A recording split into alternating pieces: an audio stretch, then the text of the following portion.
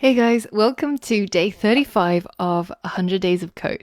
It's Angela here again, and today we're going to be learning all about API keys, authentication, environment variables, and also how to send SMS using Python. It's going to be a pretty packed day, and we're going to be learning a whole bunch of things. And the goal is to look at even more advanced ways of using APIs and looking at how we can authenticate ourselves with an API provider so that we can get access to more precious data. Now, we're also going to be looking at how we can use an API like Twilio to send SMS messages to ourselves so that we can get an alert wherever we are.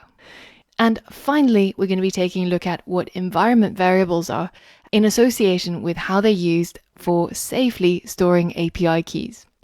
What all of this knowledge is going to amount to is to build a rain alert application.